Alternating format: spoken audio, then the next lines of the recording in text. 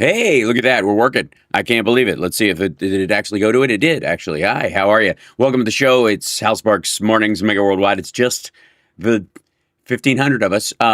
Hit that like, share the show, etc., etc., etc. We got a lot to talk about this morning. It's just us the first hour, and then Phil's going to be joining us second hour, if indeed he has power, which is always the problem, you know. Obviously, the news. Hello. It's our guest ready. I am the guest, and you guys are the guests. I think that's the way we're going to look at it this morning.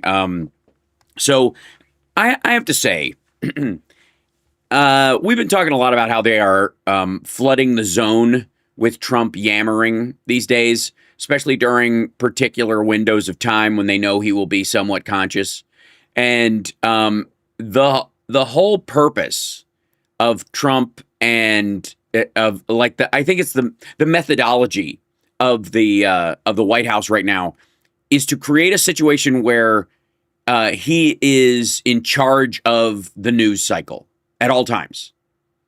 And part of it is because I think that the White House around, I think Susie Wiles and all these folks have talked Trump into, you know, people, you're a tough guy and you're the leader of the free world, literally, and probably the rest of it as well. The not so free, I think he's the leader of the not so free world as far as he's concerned, because freedom does not seem to be the goal.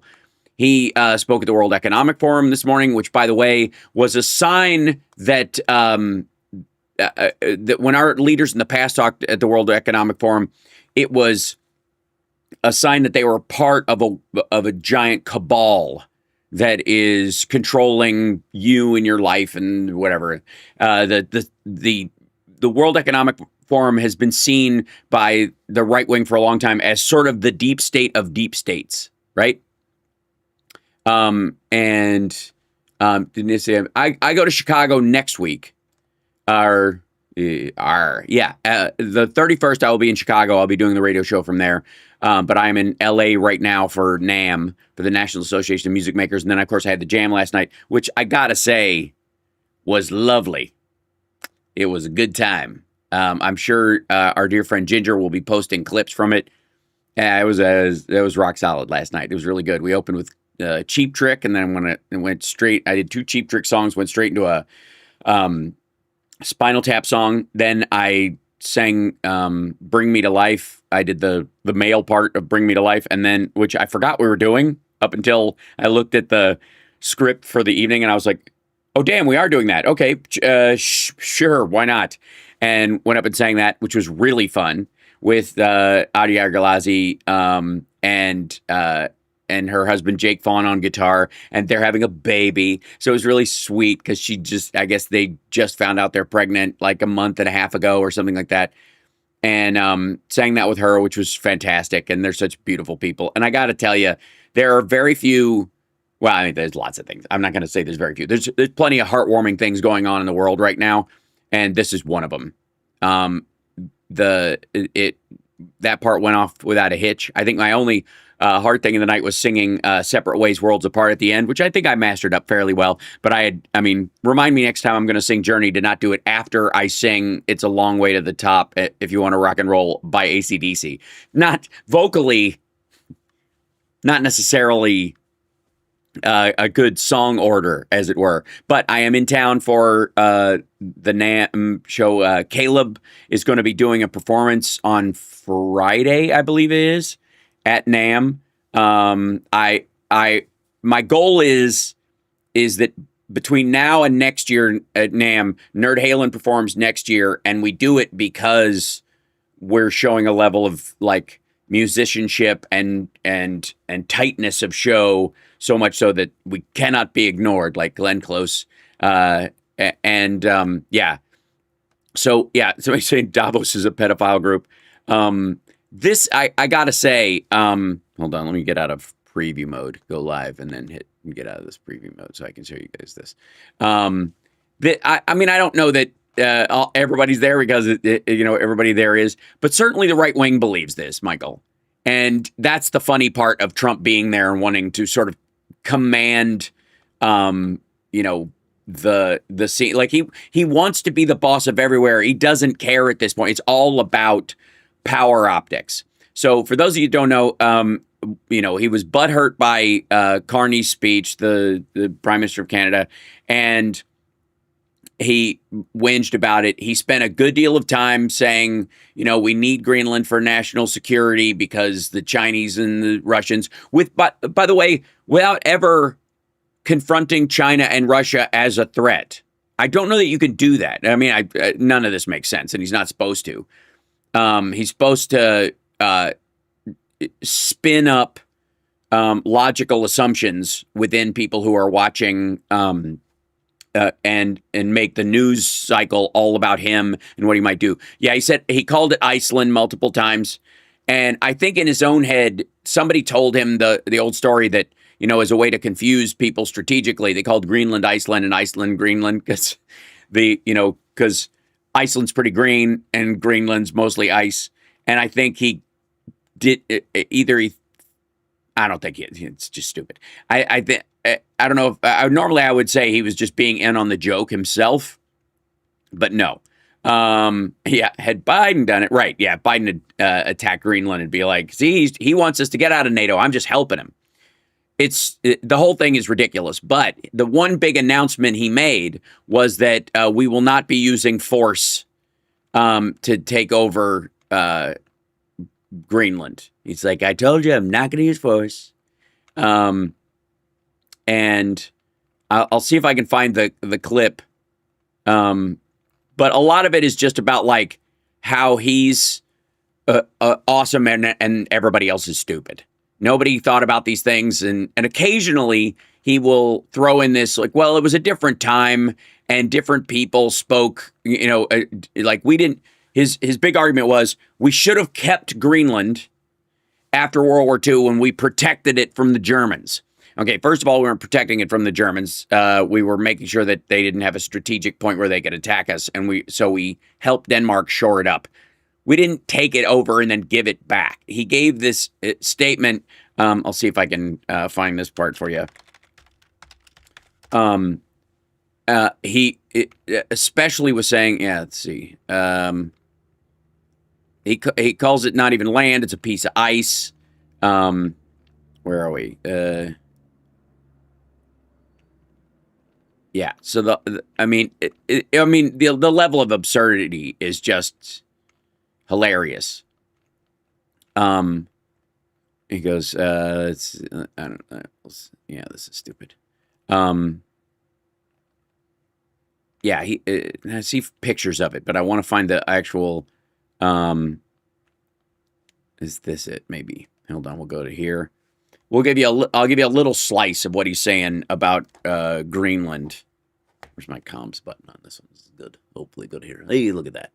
The fact is, no nation or group of nations is in any position to be able to secure Greenland other than the United States. We're a great power, much greater than people understand. I think they found that out 2 weeks ago in Venezuela. We saw this in World War II when Denmark fell to Germany after just 6 hours of fighting and was totally unable to defend either itself or Greenland. Can you guys hear that? Sorry. Can you guys hear the audio on that? Just making sure. I have to wait. Yeah, barely. Yeah, it's very quiet because they're annoyingly like. The United States was then compelled. We did it. We felt an obligation to do it, to send our own forces to hold the Greenland territory, and hold it we did. Yeah. By the way, this is more of his like. Our armies manned the airports. We ran the ramparts. We did everything we had to do. This is his version of history. This kind of like Stephen Miller meets Wikipedia bullshit. At great cost and expense. They didn't have a chance of getting on it, and they tried. The fact is, no nation or group of nations is in any position to be able to secure Greenland other than the United States. We're a great power, much greater than people even understand. I think they found that out 2 weeks ago in Venezuela. Right. So, again, all of this is just basically a threat that he's constantly making. But the big point was, and I'll see if I can find that actual clip, is him saying, I'm not going to take it by force. We're not going to use force. I'm making news today. He's aware that he's making this news. And he's also, I would like to say, not saying that because he wants to say it. He's saying it because his people are like, yeah, you got to tamp down that crap. That's not going to hold. People are like, are flipping out about that. We're not. So he announced effectively at the WEF that we're not going to invade Greenland. So can we just stuff that shit and just understand this is rhetoric from him? They're not going to sell it. And we have a deal with them where we could put a base there. We could put multiple bases there. But the problem is if we want to build up our bases, if we want this stupid Golden Dome idea that he has because he thinks America is Israel now on so many fronts, if we want to build that, they would be a strategic partner in that. He just doesn't want to rent the land, lease it for 100 years or whatever. The reality is in 100 years, that won't matter. Either we will have moved past the idea of nuclear war entirely, and it will be looked at as a relic of, like the 19th century, or the threats will be far worse, and it won't matter what kind of bases you have. It's just so ridiculous. Yes, I'm going to be on Richard Chu's show this afternoon, doing a special. Thanks, Mark P. I'll be popping onto their show this afternoon for a little bit to talk about a lot of this stuff. And of course, I've got the Indivisible fundraiser in Elk Grove Village in Chicago coming up a week from Saturday. So I'll be there doing stand up there with Patty Vasquez and others, and our dear friend Dwayne Kennedy, who he's just awesome. I've known Dwayne Kennedy since open mics in LA in 90. When did we first meet? 91, maybe? Something like that. Also, I did not get a haircut. I just have a ponytail. I'm working. I got, whenever I show up at the house in LA, everything has to be updated. No one here updates the computer. And a lot of times they'll unhook stuff because they don't know how anything works. And so I'll end up crawling around under the desk just like home. I feel right at home immediately. It's good.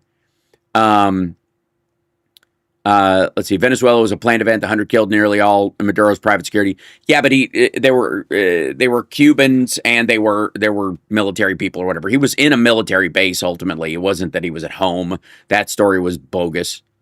Greenland is not under assault. No one is going after Greenland. We're not going to take Greenland by force, and that's clear. Is Johnny Million going to hang with me in Chicago? I insist. I know for sure he's going to, we're going to do the show live together there, which is always a joy. I will never pass up an opportunity to be able to do the show live in the station in Chicago. So for sure he will be there with me. I'm hoping he comes down to the show in Elk Grove Village too, and I can force him to join Patty on stage and do my intro. Or he could, what'd be really funny? And reminiscent of the old Second City days, I should have him sit like off on the side and give me musical accompaniment for my stand-up. Because it's Second City, there's always a piano player, which I think is a necessary part of improv at this point for the main stage shows. There should be a piano player that kind of improvises a soundtrack for the sketch that's going on. I think Johnny could do the same thing. Well, I'll talk to him about it. I look very Jedi today. Yeah, it's chilly out here, so I have this thing. I don't even know if I can show the whole thing. It's like floor length. It's this whole thing. It's ginormous. I keep wanting to wear this thing at the jam, but I never get around to it because it's either too hot or I just don't have anything that goes with that. Sometimes it's hard to pick an outfit. So, and Trump's quote was, "We want a piece of ice for our own protection." That's where he got stuck, by the way. I think he was trying to work the angle of it's ice, so why do you even want it? It's not even that important. Yeah, like this part of his deal making BS.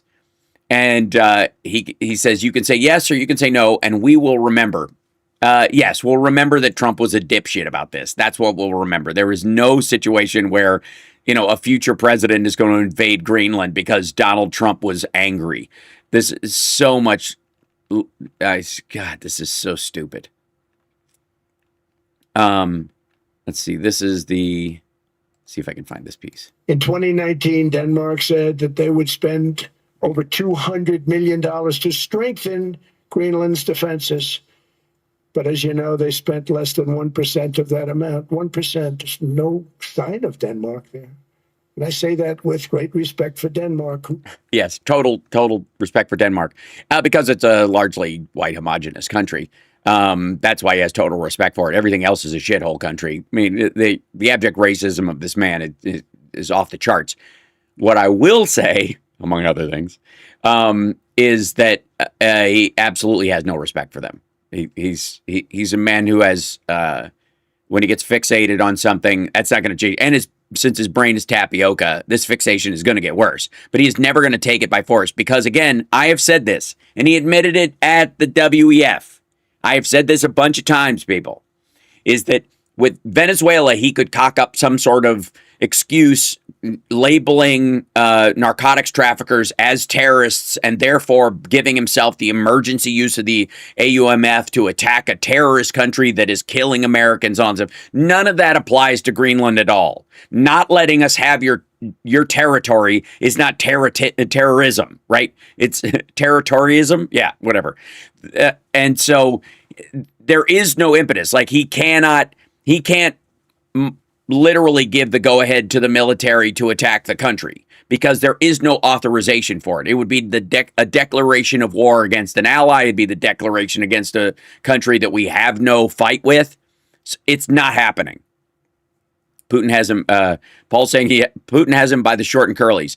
I would argue that that's what this is more about, is about the NATO aspect of this, is that Putin wants him to drive a wedge between us and NATO, and this is a way to do it. How can smart people sit and listen to his nonsensical vomit? It's a good question, Candy. I'll tell you the main reason is because they have to. If they didn't have to, they never would. There's that old story about, like, I think a mouse who's traveling through the jungle or whatever, and he comes upon a pack of wolves or something like that, and all the wolves are scared of him and run away. And he thinks he's the toughest creature in the jungle, and he doesn't realize it's because there's a lion right behind him. That's basically where we are with Trump. I think he's aware of the lion. I just think he thinks that automatically makes him the lion because he's got access to the nuclear football, or because our military is so strong that he feels like since he doubled their budget or tripled it ultimately, that they have to do whatever he says because they owe him financially. It's the impetus for how he thinks everything runs in the first place, right? So this is Greenland better not try to drive away, right? There is no he thinks that the military owes him a financial debt. And therefore, they will attack Greenland if he tells them they're his own personal force. Unlike other countries that have prime ministers and royal families, for example, which is where I think some of his confusion comes from. That, and again, his brain looks like Swiss cheese on a windowsill. There is an element where the king could buy, technically, in some of the, like in, I guess, Norway and in Sweden and in the UK and other countries, could bypass Parliament and just tell the military to attack. I don't think any of them are going to use it anytime soon, and I think there have been stopgaps put in, I'm sure, in some of these parliamentary procedures that they think they can actually stop this. But ultimately, because they're still monarchies, the king could just order the troops to attack a country if he says so, because they're still technically carrying that governmental structure. We don't have that, and we never have, and we're not going to.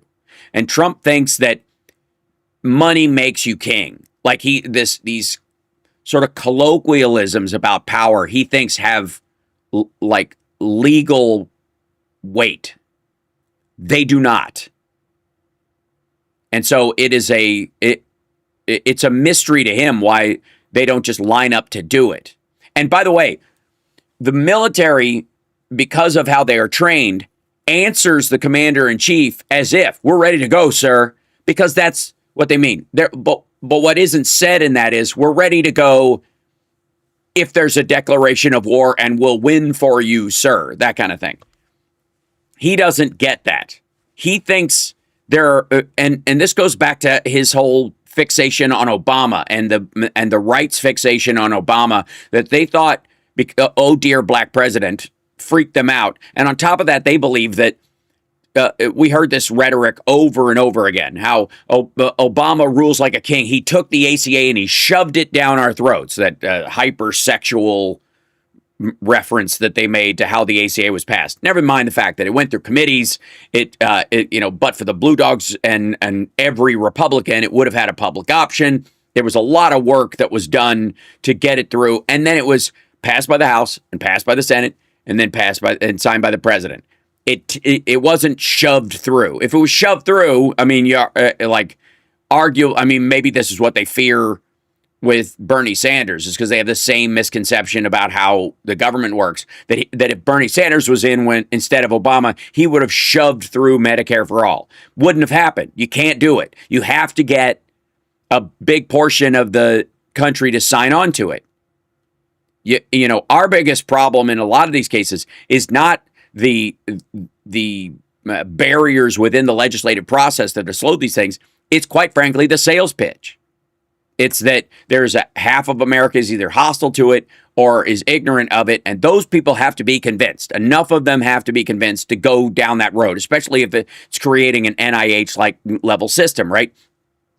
And that you run up against whenever you take a free country's in any free country's system where they have even remotely close to freedom of the press. The system will be discussed warts and all. And so you will always have a group of people who will be able to take what people in the UK or Canada that bitch about the NIH or bitch about their healthcare system, whatever it is, and go, see, it doesn't work because of this, and this. And they will be able to convince a bunch of other people that it won't work here because it doesn't work there, and they wish they had something else, and yada, yada, yada. And that's exactly what happened. Our responsibility, and this is where I said we don't need fighters, we need debaters. And arguably, we need people who are good at promotion. We need people who can promote these ideas, who can convince people, who can bring those votes over, because we're not going to implement these things by force, nor would we want to. So the issue is, in a country, and I've said this a bunch of times, any country that writes down their history is going to be more honest about a country that has an oral tradition or because no group of people on this planet who largely have an oral tradition, they're never the bad guys. Notice that. Yes, we need master debaters. Go, Kenny. That is exactly what we need. And I volunteer. Had a lot of practice, as you can see. So, let's see.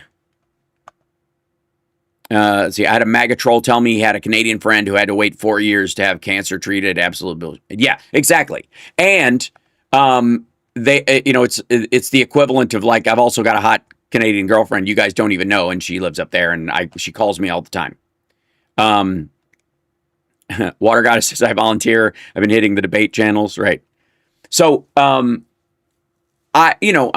guys know, I've, insofar as a public option, we have a public option everywhere else. Why can't we have one in healthcare? It seems that simple to me. And make it optional at first, and then you'll see one of the things that they fear is not that the system will take over forcefully, it's that people will prefer it. And that's why they try to, look at the ACA. Even with the limitations they put on it, what was the ultimate response? It's popular. That's why they're trying to, they had to actively shut it down. You knock the wheels off the car and then go, this thing doesn't even roll. So this is going to be hold on, let me bring the chat back up here. Look at that. Boink. I think a public option gets us 85% of the way there. That's exactly right. And 85% of the people in the country don't directly need a public option. 40% of all the Republicans, except the ones that are lying,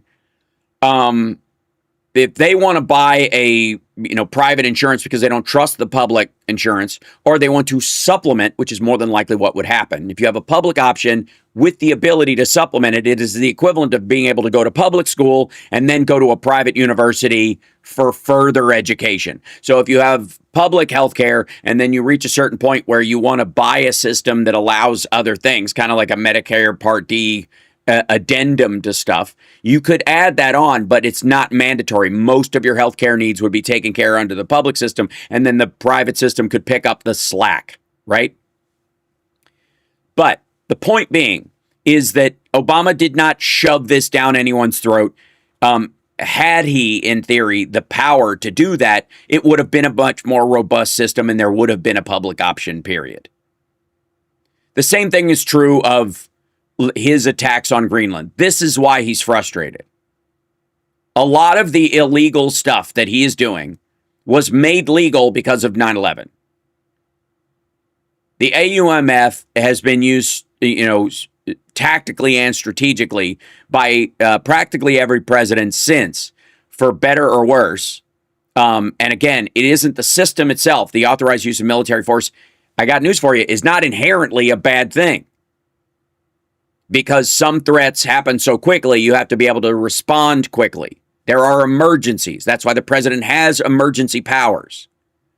But they were created under the premise that there would be more care taken by if the president's in there, they recognize the impact of this. This is a person that everybody elects because of their ability to think about these things. Now, throw out George W. Bush and the fact that McCain, as old as he was putting someone like Sarah Palin in the second seat and that kind of stuff.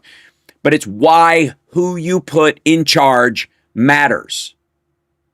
Because I got news for you. I hear system and systemic and systemsy systems all the goddamn time. And yet everybody participates in that system and knows without it, we'd be in deep shit. We have systemic problems. Okay, no, we don't. We have an infection in the system. It isn't the system's failure. You have a plumbing system in your house, but if a toilet gets clogged or the sink is screwed up or the food disposal doesn't work, it's not the idea of copper plumbing that's the problem. Does that make sense? It isn't a system problem. When people say it's systemic, they mean it's like infected throughout inside the system. Therefore, tearing down the system is exactly what the people that are creating the systemic problem within it want you to do. And if they can motivate you to attack your own system, think anybody who uses the word establishment as a pejorative. If they want you to attack your quote system because within it it's become infected because, by the way, lazy voters or people voting literally for candidates they think will tear it down, namely all the maggots. They want you to tear down your judicial system. They want you to undermine your own freedoms. They want you to do this because Trump would rather operate as a king. He'd rather not have these guardrails. And if you tear down the program, the entirety of it, and realign it so that it's, the president as the executive gets to execute any military order without consulting Congress, for example. One, you recreate the monarchy legally. And two, during the time, even you're like, we need to take this down and replace it with this. Anytime anybody's advocating for a removal of a system that's been in place for a long time that managed to work fairly well, and I think ICE would even fall under this, and there could be various forms. If it manages to work well and not become a pariah in the country when Democrats are in office, but when Republicans get in office, it becomes, violent and out of control. It should be abundantly clear that it is not the the organization, the system, the program that's been put up in the government to handle a real problem. It's the people who want all those guardrails to go away. And the dismantling of it oftentimes leads to a call for something worse. Because in the interim, the thing that it was originally created, that's a genuine reason for having it, will spike because there are no protections. And what happens is that maggots take advantage of this. It's how they used defund the police. Even though if you drill down with almost anybody, what they meant was we need, mental health professionals, so they're going to places where somebody's having a mental health crisis and they're not particularly dangerous, that deal with them. And we used to have a system like that. We used to have it until Reagan dismantled it. It was we had mental institutions and we had staff. The whole thing about they used to come and show up with butterfly nets and out of a white van, right? They're coming to take me away, haha. That song, that's because that existed. And you know who dismantled it? Republicans. And how did they use it? What did they use to dismantle it? They said that we're going to take being a Republican, being a conservative, being a Christian, just those categories as a category of mental illness, because that's what the commies were doing. They were categorizing people, as mentally ill because they didn't understand the state. They'd send them to re-education camps, which were effectively asylums, and they would beat them until they behaved again. And they still do it in China, Russia, I guess they just push you out a fucking window. But the point is, they use the fact that communist countries were doing this very thing to go, oh, that's what they want to do here. And if a Democrat gets in charge, if Jimmy Carter stays another 4 years, what he's going to do is lock conservatives up in mental institutions because they're crazy for believing in Jesus. That's what they sold. And they were successful in selling it. Because the habit post-60s from our side of the argument was tear it all down. Because the system. They drew us onto their battlefield. Because the media let them. I agree to some degree.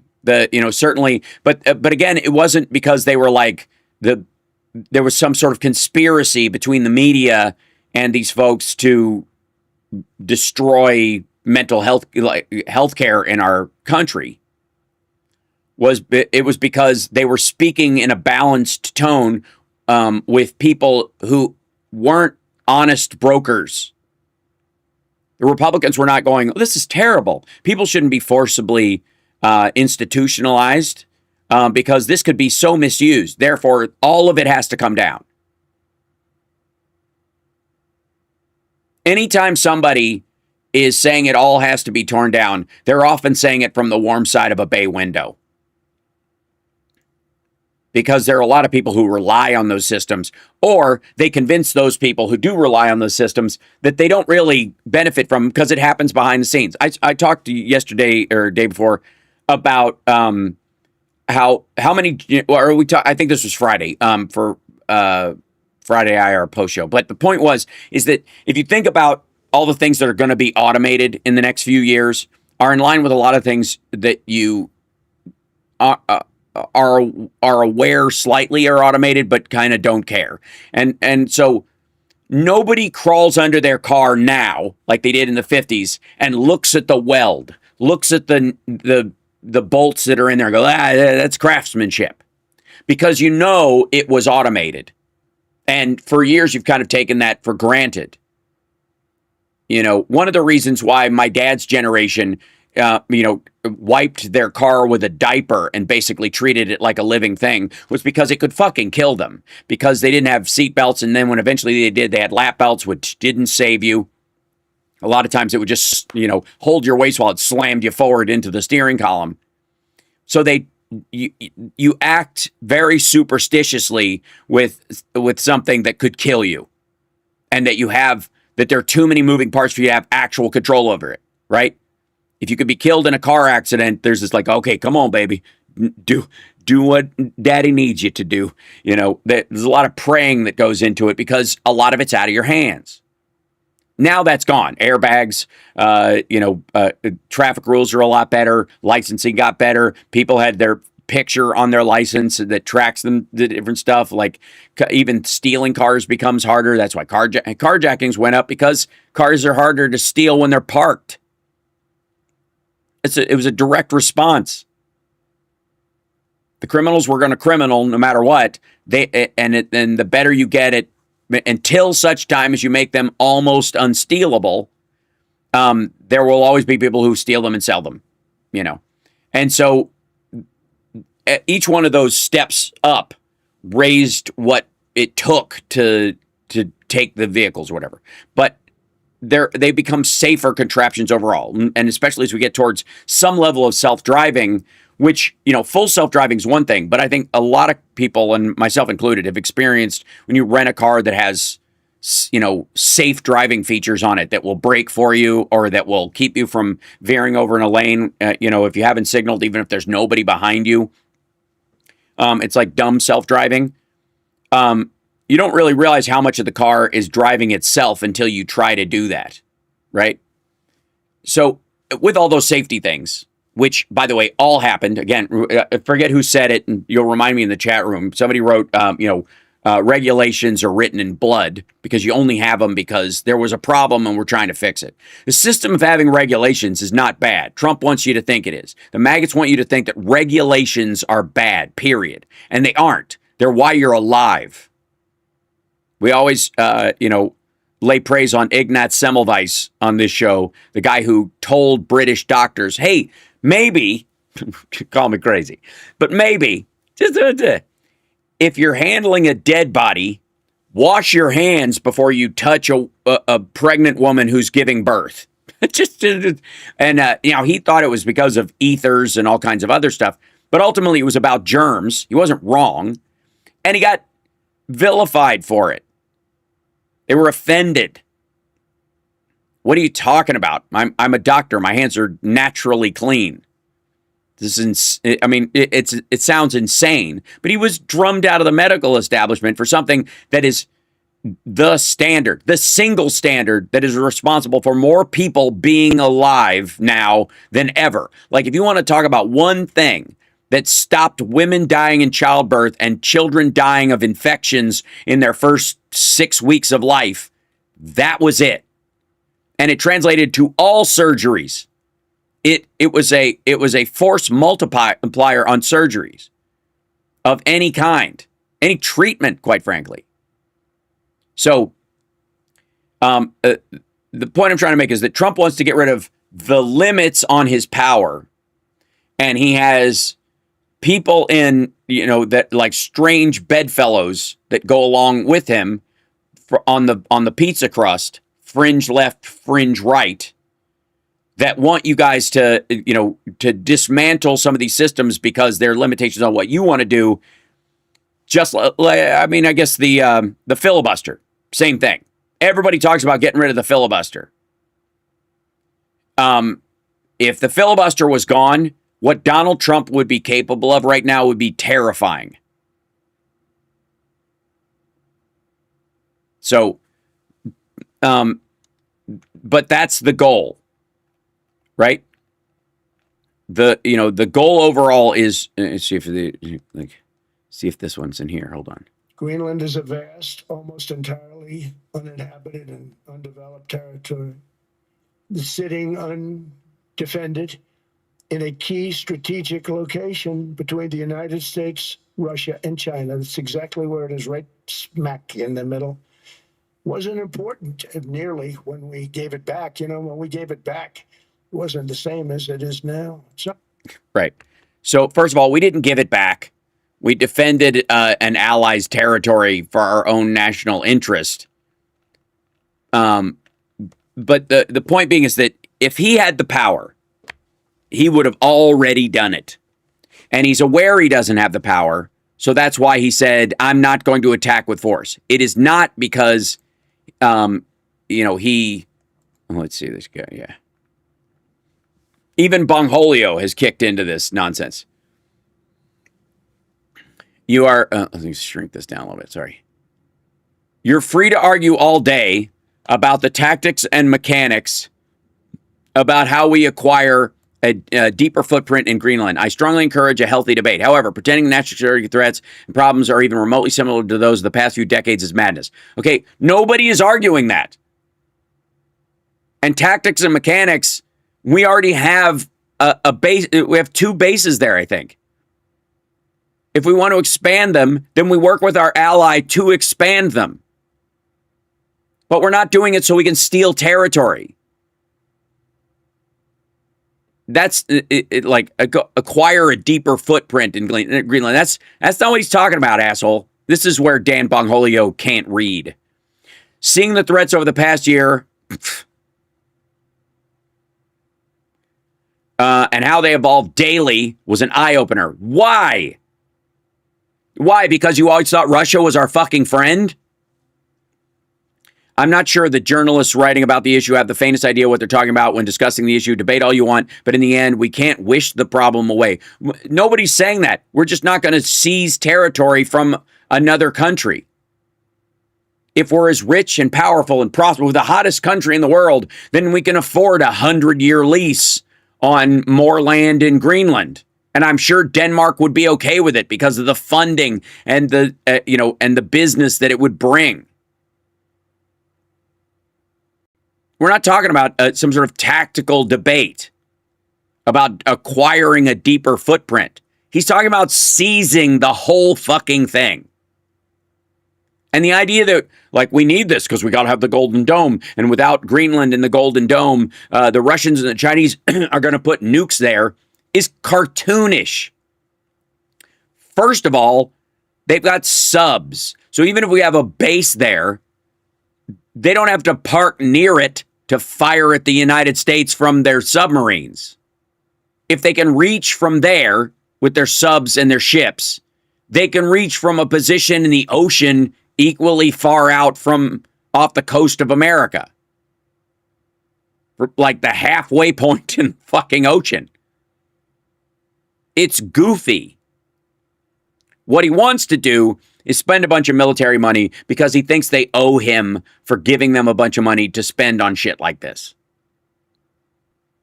And he thinks that they're always going to, he wants it to be named after him. This is, honest to God, I think this more has to do with Trump wanting a Louisiana purchase of his own.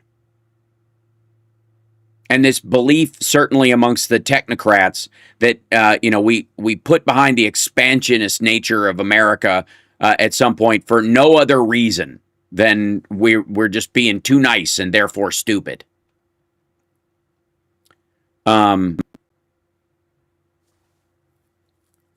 So,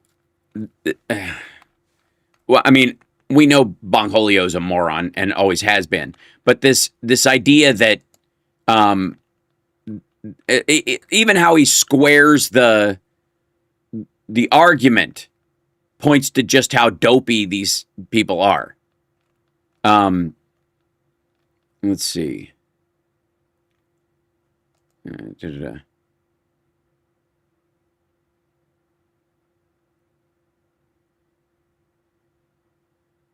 Let's see. Oh, hold on. There we go. There's also, I'll show you the kind of, like the overall response we've gotten. By the way, Phil's going to be, I think Phil's joining us. I'm going to check and make sure all's well. Oh, thank you so much, CSL. Here's this whole thing. Hold on, let me sign into this so I don't have to look at ads. Yeah, this is the Trump. Thank you, CSL. This is the quote of Trump, who, by the way, again, looks like hammered shit. This is Bloomberg Television still about him. I have tremendous respect for both the people of Greenland and the people of Denmark. Tremendous respect. But every NATO ally has an obligation to be able to defend their own territory. And the fact is, no nation or group of nations is in any position to be able to secure Greenland other than the United States. Right. That's why we're a part of NATO. I mean, by themselves, all these countries would be able to be attacked by Russia. Or China, I guess. Although I would say that China is using more asymmetrical warfare. Certainly the Russians use it, but China's really focused on that because they need the business and the dollars coming from the United States and Canada and Europe. So they're not, buying the stuff they make there. Russia doesn't make any stuff. So it can be more, it has to be more overt. There's no covert way to get in. They're not making the internet routers that we use, for example. That's China's, calculation. We're a great power, much greater than people even understand. I think they found that out 2 weeks ago in Venezuela. We saw this in World War II when Denmark fell to Germany. Also, have you noticed Fat Neck is back? I don't have my nunt warning, so I apologize. But Fat Neck Trump is back. There was a period where he was losing some of the weight. Now he's just back to eating, fish by the pile. After just 6 hours of fighting, and was totally unable to defend either itself or Greenland. So the United States was then compelled. We did it. We felt an obligation to do it, to send our own forces. First of all, who's we, Bone Spurs? To hold the Greenland territory, and hold it we did at great cost and expense. They didn't have a chance of getting on it, and they tried. Denmark knows that. We literally set up bases on Greenland for Denmark. We fought for Denmark. No, we didn't. We fought the fucking Nazis, you weirdo. We weren't fighting for Denmark. We're stopping Nazi expansion. There's a reason why he won't bring that up. Because he's surrounded on all sides, both in the White House and in the MAGA media sphere with Hitler was right types. We weren't fighting for anyone else. We were fighting to save it. we were fighting. We were fighting the Germans and the Japanese expansion. So stupid. Like, this is such a weird take because it is so devoid of any like historical context, as if this was just a side project that Nazis were going to try to do or something. Yeah, he's also, he's boringly slow in all this. For Denmark, big, beautiful piece of ice. It's hard to call it land. It's a big piece of ice.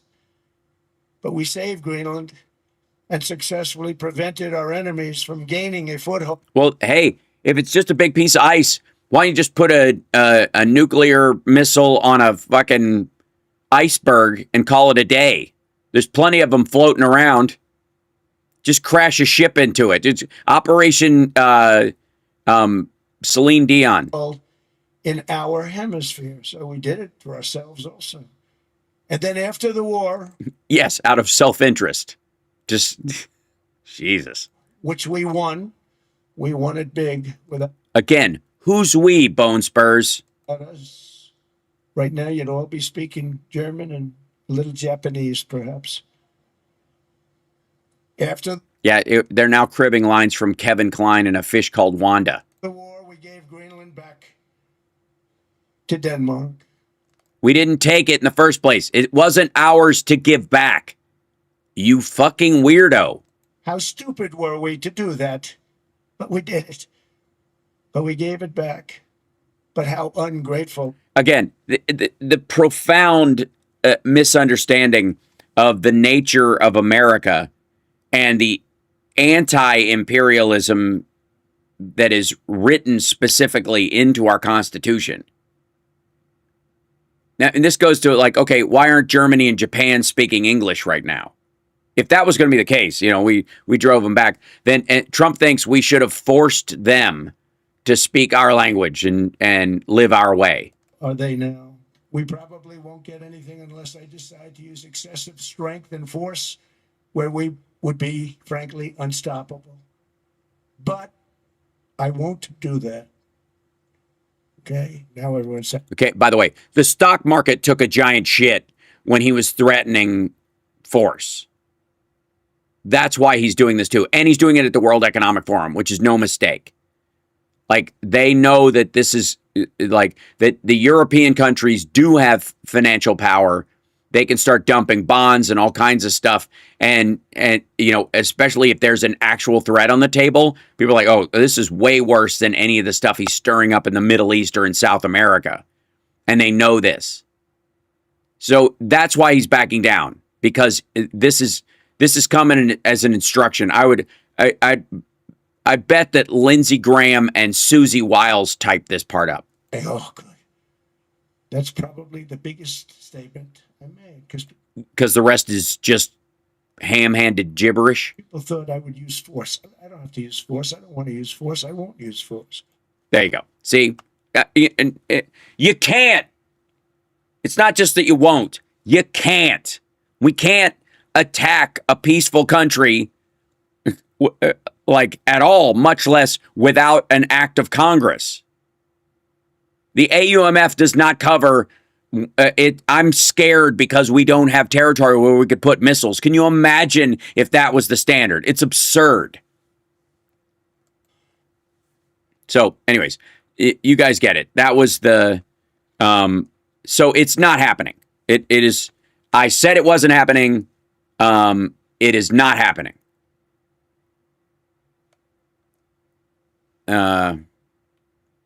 Walls, Omar, Fry, Lemon up for subpoenas. Where the Clintons? The Clintons have offered to testify if Trump testifies too, and if they release all the files. Clintons are not in technical contempt. They answered the subpoena with this is selective. And is Phil? I don't see Phil in my interview thing.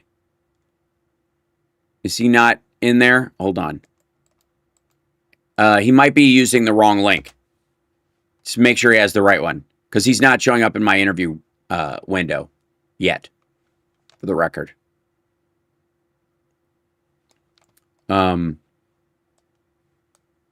Make sure he has the link, and I'll bring him in. Beg your pardon. Okay. So I said he wasn't going to do it because he can't do it.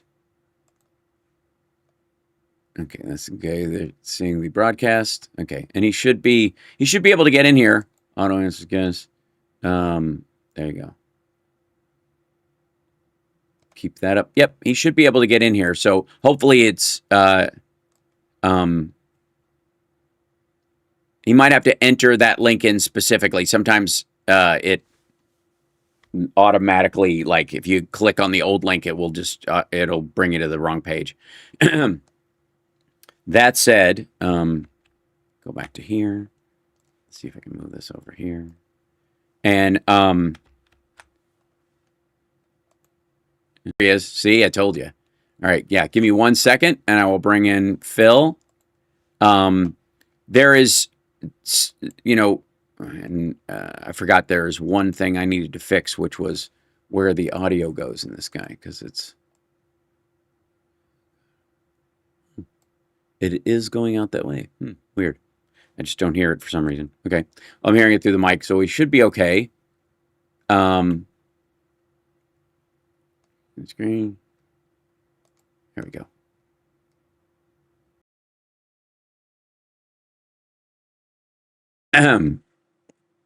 And let me bring him up in just 1 second. But hit the like, share the show while I'm doing this. Only on the air because of you guys. And I swear to God, repeatedly, I am over and over. I am like the only person bringing up so many of these things. And then I turn out to be right. And everybody's like, well, anyways, on to the next thing. It would be quite useful for us, folks. Let's see. Let me go to here and put Phil in there.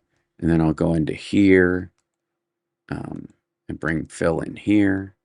And we'll get going. And Phil, we're going to bring you in right now. I think we can hear you now. All right. Hi. Excellent. How are you, sir? Are you at right. on the Edge right. Studios? Nearby? Am I what? Are you in your apartment? Or are you on the Edge Studios? Where are you? No, I'm in my apartment in my Gotcha. smallest room in the place, but I had an old template Gotcha. sign, so I just tacked Right. that onto the wall.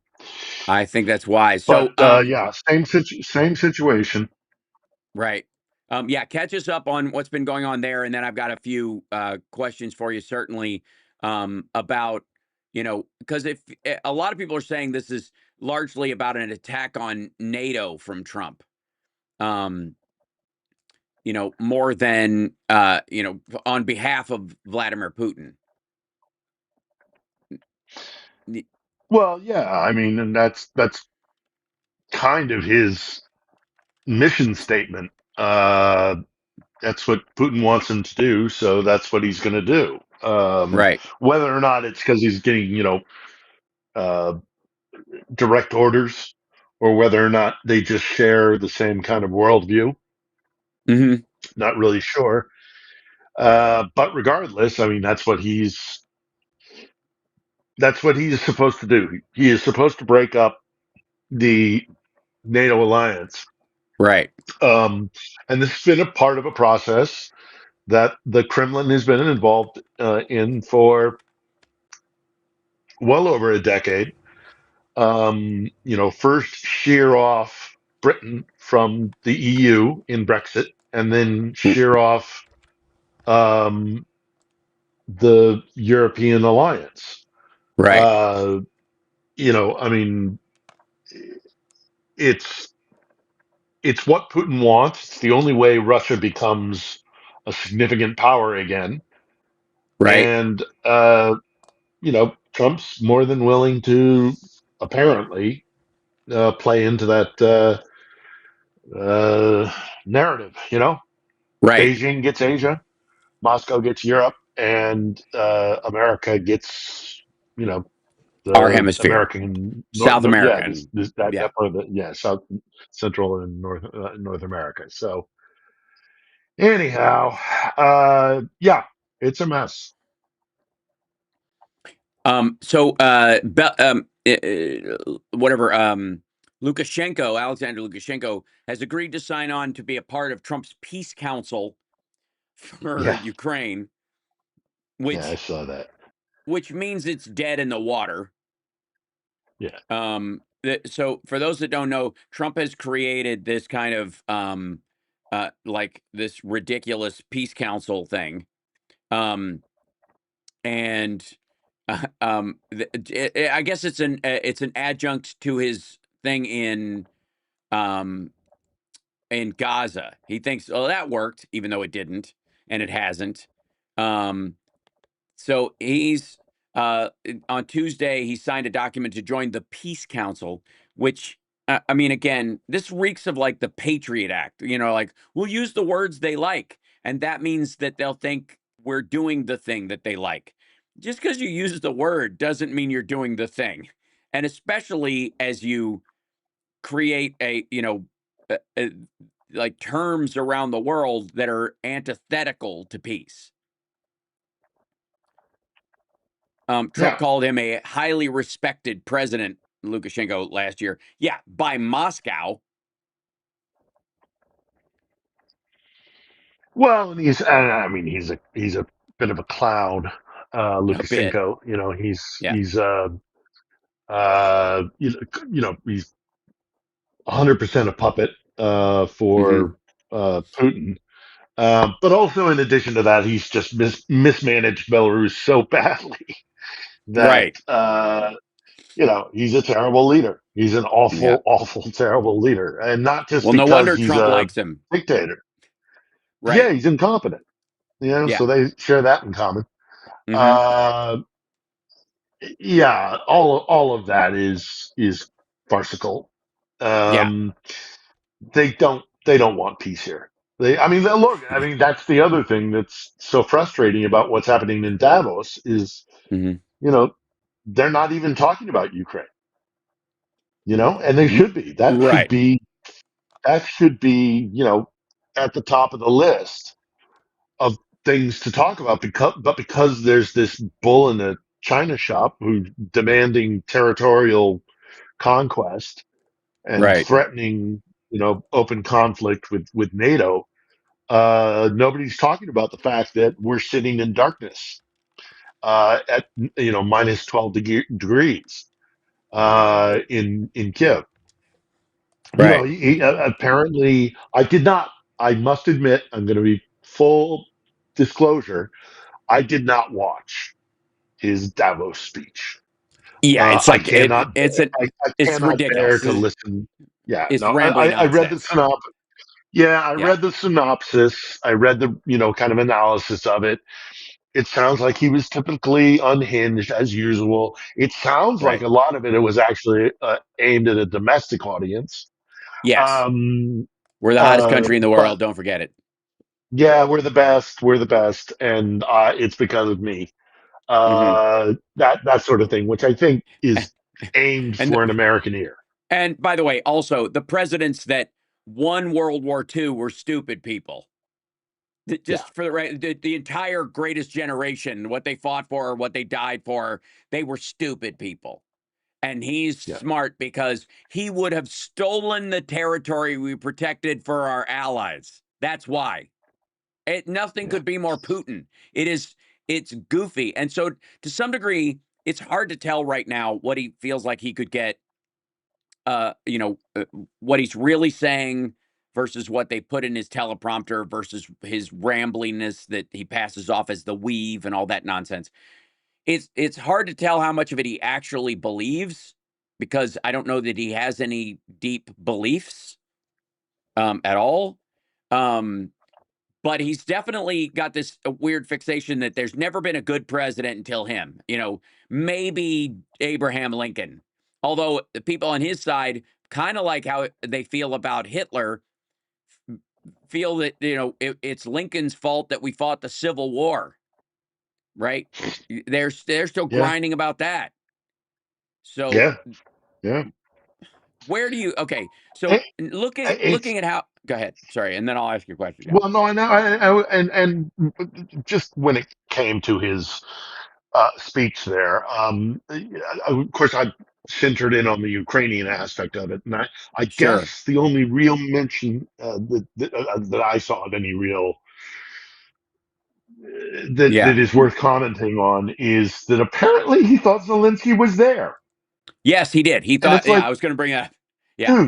dude, dude, Zelensky, Is in Kiev. Zelensky's capital city is got 4,000 apartment buildings, not just apartments, not just houses, in darkness right now. Yeah. He's living in a Kiev that is pushed to the absolute brink. I had a Right. meeting today because we're trying to get the show back up, Yeah. but without power, it's just not viable. So I Right. met with a friend of a friend who's a electrical engineer, and we're going to see if we can hardwire a generator into the office or Hmm. some other alternative. But we're still going to have internet problems. But Right. so anyhow, I went to this meeting, and we are so stretched to the limit here um, with civil engineers who are just trying to keep the city working, Right. trying desperately to get power back Hmm. to those 4,000 homes, that they've had to neglect other things. And one of the things that they've had to neglect clearly is clearing the sidewalks. Hmm. And this is a bitterly cold winter, and the sidewalks are frozen over.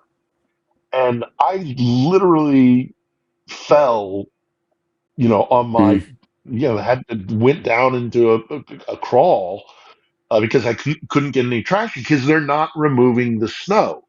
And so Right. when they don't remove the snow becomes ice. And when Hmm. it's ice, you have absolutely no traction. So this city is becoming unmanageable. Hmm. You can't walk around. You can get to your local shop and back, but that's about it. Right. Um, Thankfully, a lot of the city is built with underground facilities like shopping, Hmm. shopping Same malls way. beneath. Same way Toronto is, right? Built for these kind of Yeah, winters, right? right. Built for them. So it's it's I say it's on the brink of like falling apart. It is at a crisis, Yeah. absolutely 100%. But there's still they're still chugging along. But for him to sit there in Davos and be like, "Yeah, I'm going to meet with where's Zelensky," and I'm going to, and then somebody pointed out, "Hey, he's not here." He's like, "Oh, I think the meeting's tomorrow, then Thursday." It's like, no, no. And also, Right. by the way, one of the reasons why Zelensky isn't traveling, first, first and foremost, Yeah. above everything else, is we're in a real crisis here, Yeah. and as I said last, I have been saying now for the better part of 2 weeks or whatever it's been since the massive attacks, is um, we are looking at the potential of a very serious humanitarian crisis. Hmm. And that will lead to internally displaced people, uh, strain on civil society. What do you do with grandma? When Right. she's if she is on, you know, Yeah. the 20th floor of a high rise that's been without power for 3 days. The Right. family has to make a decision. Do we take grandma down to some sort of facility? And Hmm. all the questions and the stresses that come from that. So there's going to be, if something isn't done and soon, there's going to be a lot of internally displaced people and probably another massive influx of refugees into Europe. Right. Or out. And Yeah. that Outflow. is what, Yeah. right. And so Outflow. Yeah. that is what the president of Ukraine is dealing with right now. Yeah. He's not, and then the other reason that has been stated, a little bit under the radar, is Zelensky asked for security guarantees, Hmm. and they couldn't be given to him. And he's like, "I'm not going anywhere near that place. That there's, Hmm. if my security can't be, reasonably guaranteed, Hmm. then I mean, there are Russians all over the place. There's oligarchs. There's I don't know if it was a reasonable thing that he was doing to say I'm not going to Davos because I don't feel safe. I don't trust you guys. Right. Whether that was a real concern or whether he was trying to kind of send a message that, Hmm. like, I kind of see you, Donald Trump, as I'm not going to sit down. I'm not going to be alone in a room with Vladimir Putin, and I don't think I want to be alone in a room with you.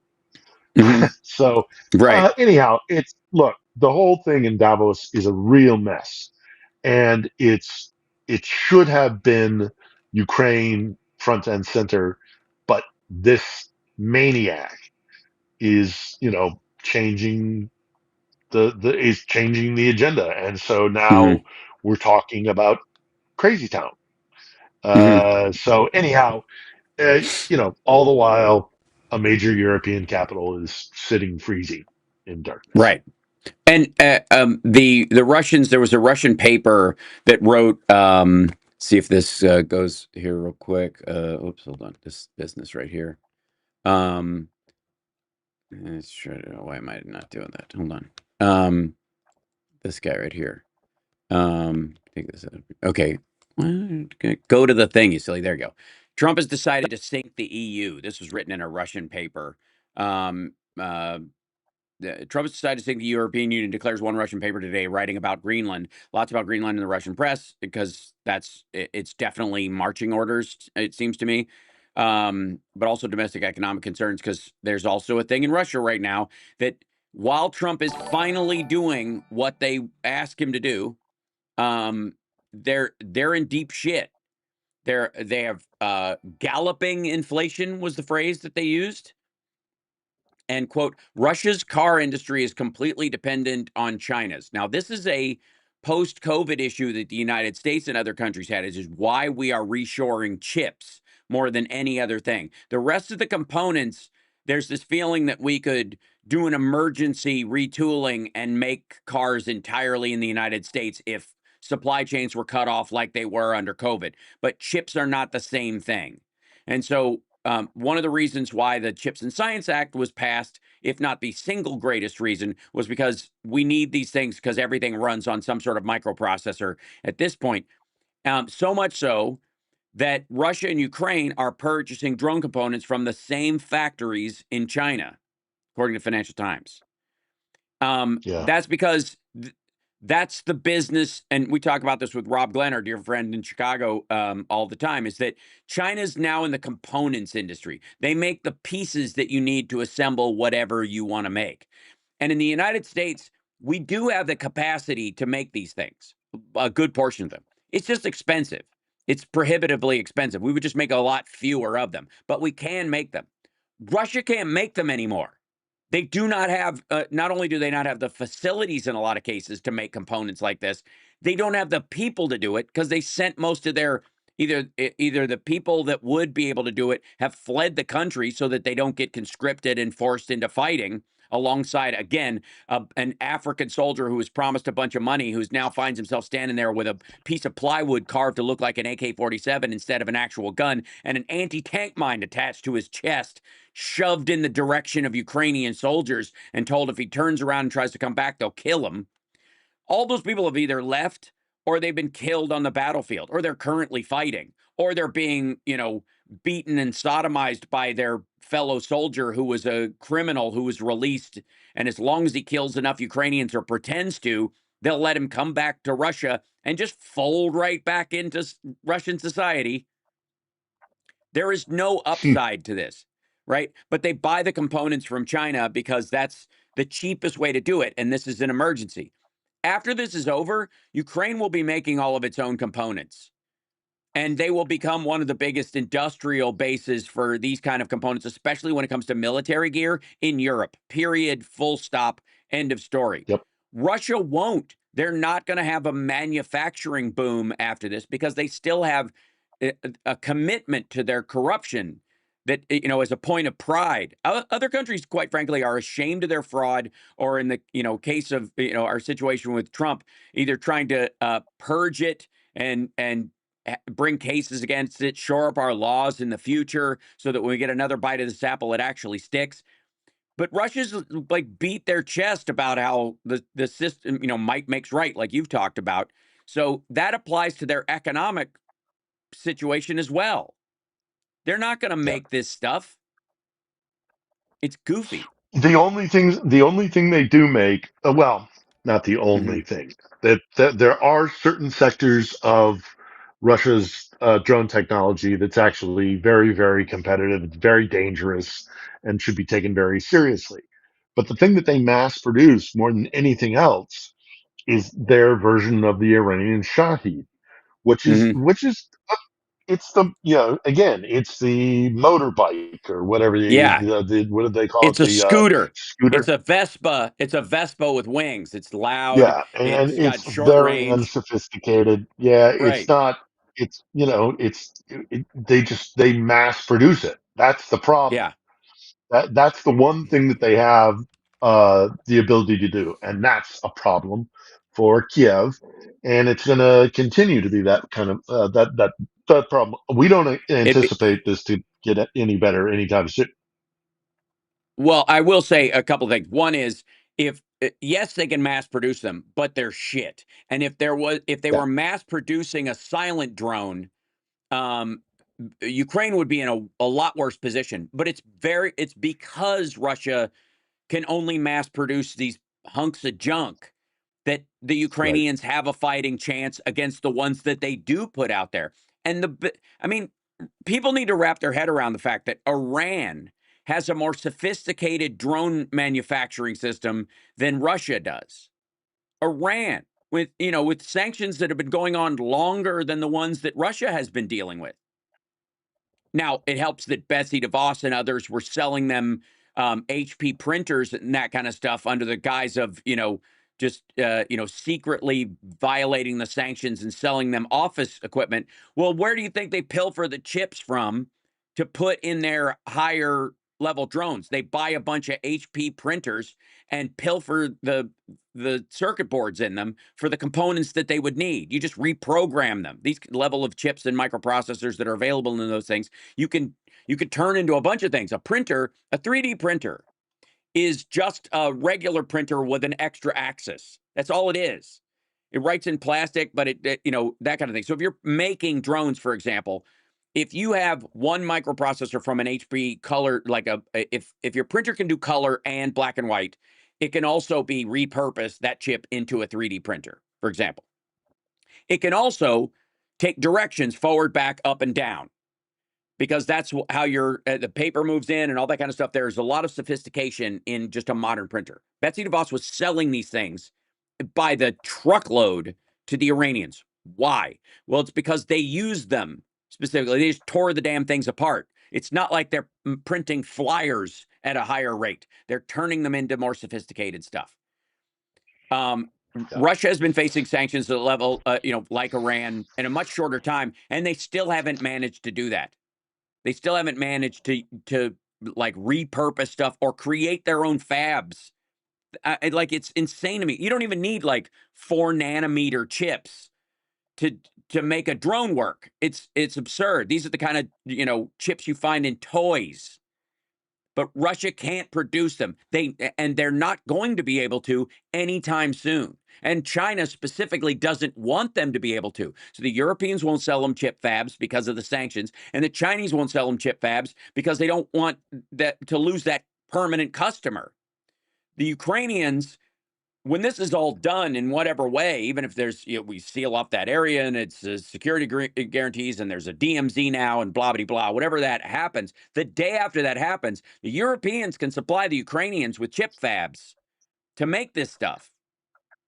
Yeah. At a super advanced level. I'm gonna see if I can find the ground drones that Ukraine is now using, the little rolling tanks with machine guns on them. They can make those. Russia can't. It's insane to me that, I watched, I don't know if you saw, but I watched, on the show, we did one of Tucker Carlson's bizarrely pro-Russia monologues that he's done lately. They're so ham-handed that it looks like he was literally given a script by the Kremlin. Say this because we need these clips for our shows to show that Americans that can bend the ear of the president think this. Like, it literally looks like they just said, well, all we need you to do is hit these points, and we'll choose these little clips and use them in our news programs as examples that the American people buy this horseshit. And one of the things was about how advanced they are and how we need Russia and stuff. And it's just, it's so out of line. It sounds so 2006. And yet they're paying for this. They're paying him to do this, clearly. Because what else have they got? Yeah. Well, it's no surprise that Tucker is shilling for the Kremlin. He's been doing it for a while.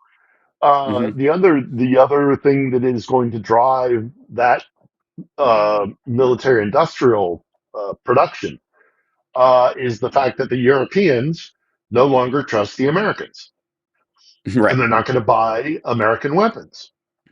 But when this war is over, there is going to be a very sophisticated, very capable, and easily ratcheted up, scaled up industrial complex here. And I say only scaled up after the war because, obviously you start making enormous weapons factories in Ukraine right now, and it's just a big, fat target. But once the war is over, scale up, and suddenly Ukraine is the arsenal of Western democracies instead of America. Right. And that's straight up down to the fact that the Europeans don't trust the Americans anymore.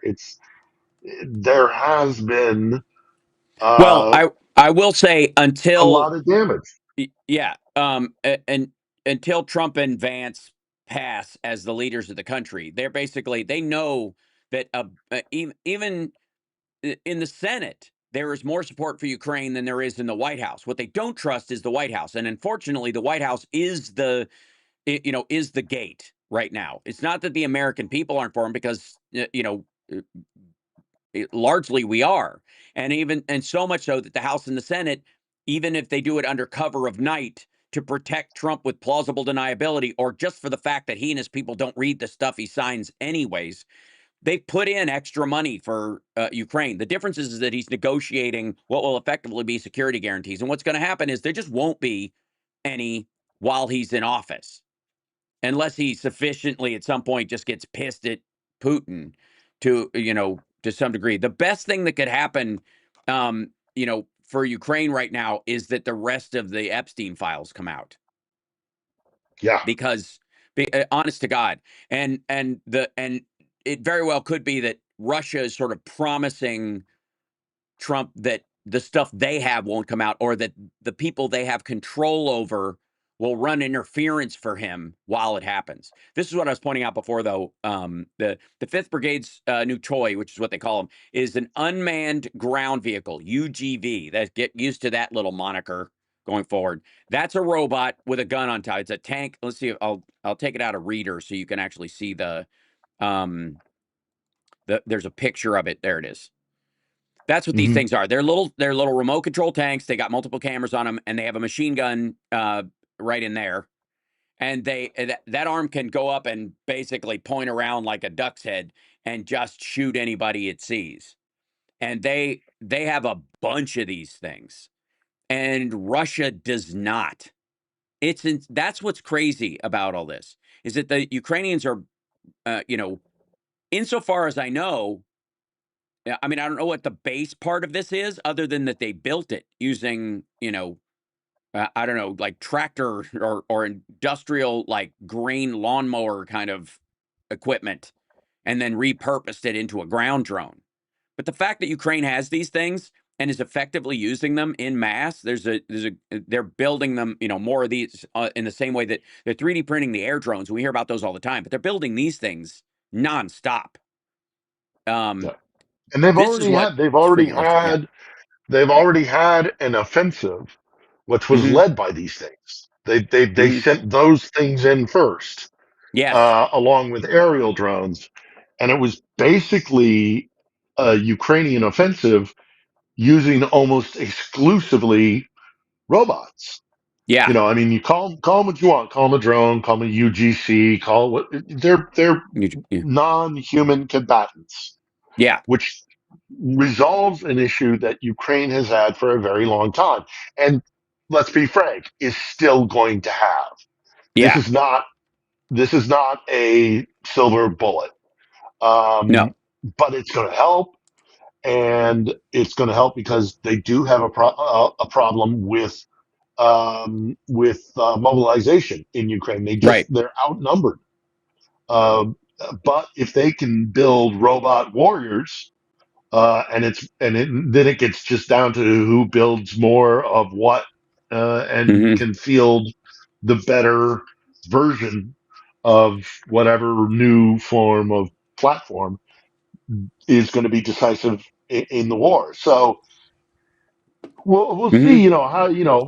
how much this alleviates the mobilization problem that Ukraine has. But Right. you're absolutely right. This is beyond the capacity of the Russians. Hmm. Um, Which is it's bizarre. for That's the part I'm trying to get which is like bizarre. across. Yeah, It makes no sense to me that a country that is supposed to be the second biggest army in the world, that was competing with us in the space race just a few years ago, and has nothing else to build. They are effectively, a gas station with nukes. But one of the other things that they have is that they invade countries. They send the Wagner Group into Africa. They've taken Chechnya, part of Georgia, Ukraine. This is their only real industry right now, and still, they're uh, yeah. they're sucking bugs on this, and I don't get it. It's so odd. Other than the brain drain. I mean, do you think that's why? Because I know we saw this at the beginning of the war. All the people that beat feet and got out of the country. the young men, especially who are worried about conscripted and being conscripted, and their families leaving, not because of a refugee crisis like the Ukrainian ones left, but because they don't want to be a part of this.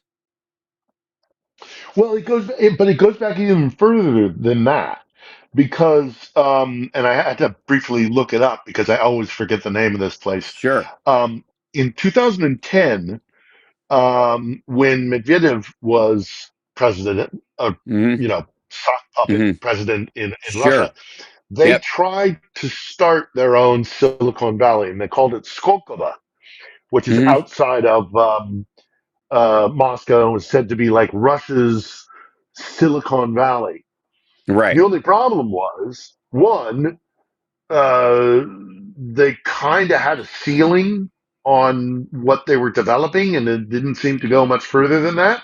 Not Right. only because there were serious problems with structure and all the rest of it at Skolkovo, but also because the second these guys got to a certain degree of Capability. talent Yeah. Yeah. and Right. capability, they got poached. They're like, Yeah. They where would you left. rather live? Where do you want to Yeah. live? Do you want to live in Mill Valley, Hmm. or in in some home country county in southern England, or do Hmm. you want to sit in Russia and Have your work live stolen. under, yeah, have your work stolen and have to deal with all the problems of living in a corrupt society and a dictatorship? And they left.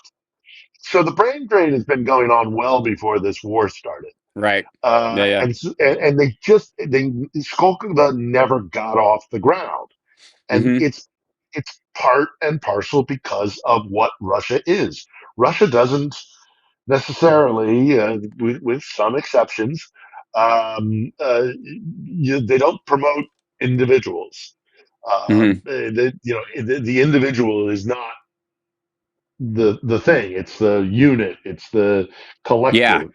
That's the general idea. I'm painting with a very broad Sure. brush here, but you're not going to see a Hmm. Steve Jobs in Russia.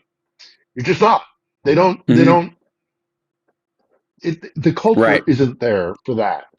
Um, and so I think that's a huge contributor as to why they cannot keep up with the Ukrainians, because by sharp contrast, and look, don't take just my word for it. I've got several episodes on the edge where I'm talking to drone developers Hmm. or guys that are using drones on the front lines, and they're better at it. They're just better at it. The Right. Ukrainians, they encourage entrepreneurship. They encourage small unit kind of cohesion, and Right. doesn't have to. You don't have to be part of the. You don't have to be under Moscow's thumb, or under the magnifying glass, or stifled from being risen up to a star, um, with certain limitations, of course, but uh, because that's Hmm. not the way things are set up over there. Here in Right. Ukraine, completely different. So they encourage um, talent, and they encourage inventiveness in Ukraine, and Right. it shows. Well, and also, never underestimate the power of actually giving a shit. And the problem Yeah. that the Russians have, I guess, versus the Ukrainians is that there's a buy-in from Ukrainians because it's about their freedom. There is not a buy-in from the Russians, by and large. Um, Barbara's saying, Hal, at this stage, why can't Ukraine take offensive and just bomb the shit out of Russia? Because of limited materials, effectively. And because they've got to watch out for the ratcheting up to give Russia an excuse to say use a tactical nuke and stuff. So there's a mixture of those things. It is better that Russia be forced to, from a strategic and tactical point of view, keep sending meat waves and having them knocked down. It is much better for Ukraine if they're using drones, which are responsible for somewhere in the order of like 60+% of casualties on the Russians, and these ground drones and other stuff. that look like something Russia should be able to bat away, that they're losing to for for a myriad of reasons. That if the world looks at it like, wow, Russia's like Ukraine's just scrapping and they're kicking your ass, looks a lot better than they're bombing, cities inside Russia. And the whole point is that the more Ukraine avoids hitting civilian infrastructure and civilian homes, it it shows the world, and it makes it harder for Trump to hide behind Russia's, an equal partner in the peace process and all this stuff. So there are a lot of strategic aspects of this that are just as political, which is true in any war. If you become your enemy, it's harder for people to back you. They've done a couple of hits on a couple of electrical, Yeah. stations in Russia. I think not really to harm the Russian population, but basically to kind of like, we're not the only ones who are going to live Hmm. through this winter suffering. So That's it's right. it's a little bit more on the kind of symbolic side, Hmm. um, and totally legitimate, legal targets. Uh, Right. but what Ukraine has clearly decided to concentrate on is destroying the purse, the Yeah. Russian purse.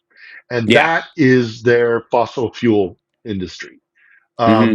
Domestically, internationally, whether it's refineries or, actual, pumping stations or what have you. They're trying Right. to destroy Russia's economy, and they seem to be doing a pretty good job at Yeah. it. So they're they're clamping down on the shadow fleet internationally. Hmm. Surprisingly, even the Americans have kind of taken to uh, uh, ramping up, trying to destroy the or curtail the shadow fleet, which is Hmm. keeping Russia on a lifeline because they're illegally selling their oil and gas. Right. But the Ukrainians are targeting those. Ukrainians are targeting, anything that provides funds for the Kremlin is fair game. And it's Yeah. exactly what they're focusing on. So they're not focusing, aside from keeping the line in the east and along the front lines, trying to keep those static, trying to keep the Russians pinned down. Their other primary focus is to choke them off Yeah. from their source of income, which is how they pay their soldiers. And you're right. You're right. You make a very good point. Ukrainians have.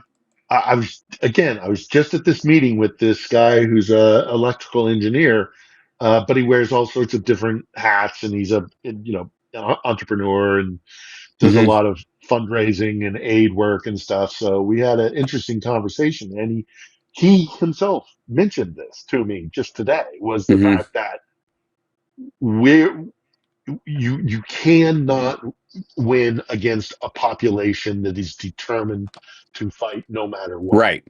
Right. We learned that in Iraq, we learned that in Afghanistan, we learned that Hmm. in Vietnam, and I don't understand.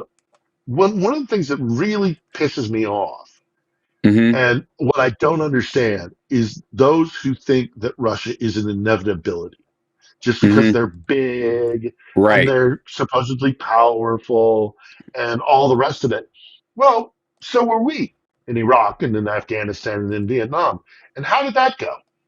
Yeah. Now we're democracies, so we had to answer to we had to answer to the electorate. So it's very different than what Russia has the capacity to do.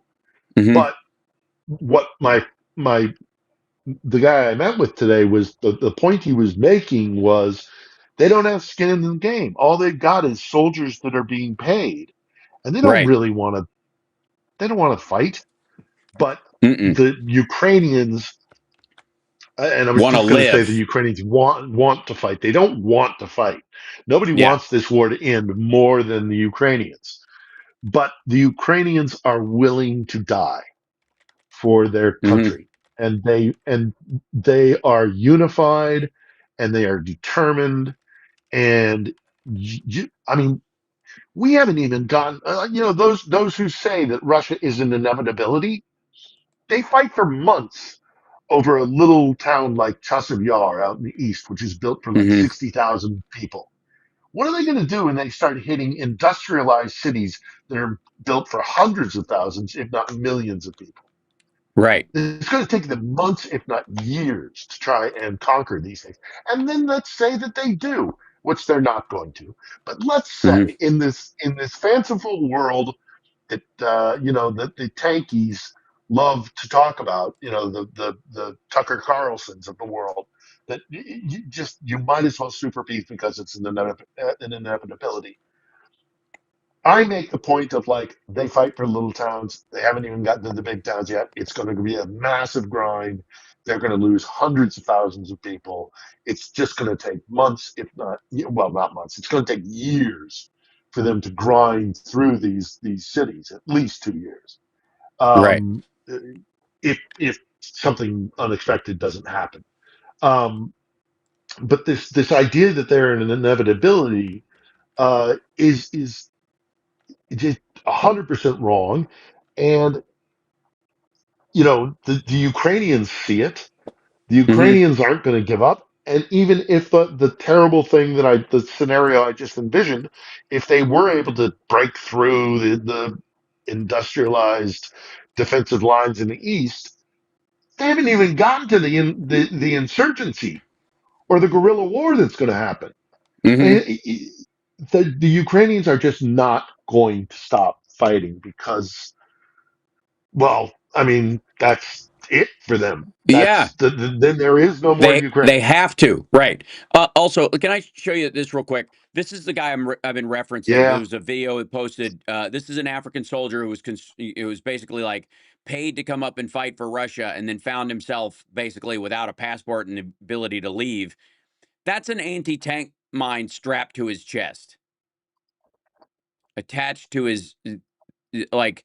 And there's video of them beating these guys and all kinds of stuff like that. So hmm, the fact that anybody, especially on our side of the aisle, would say anything but that the current leadership of Russia and everybody behind this attack is anything but a malign group of monsters, is nuts to me. It's also, if like, I can see why, if Tucker Carlson saw this photo, he'd think it was awesome slash funny.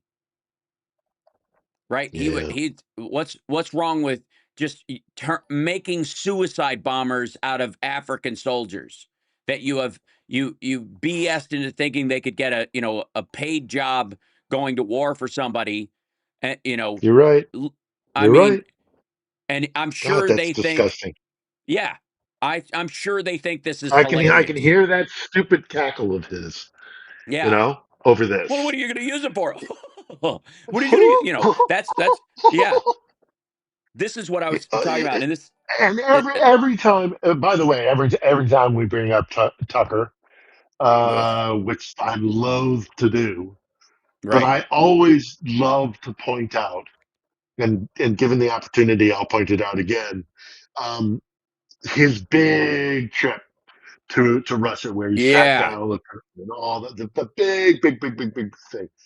What I still love about that trip is when they took him to the metro, and he was like, "Look Oh my how God. clean it is. Look how efficient it is. Oh my God." First and foremost, you can do that in a dictatorship. You can make people, keep, as you want to say, you can't fire the poor. Yeah. Um, but the thing that really gets me about that event, and I know it's not prescient right now, but I just love bringing it up. You know what station they went to? They went to Hmm. Kievskaya Vokzal. They went to Kiev railway station. Right. Kiev railway station.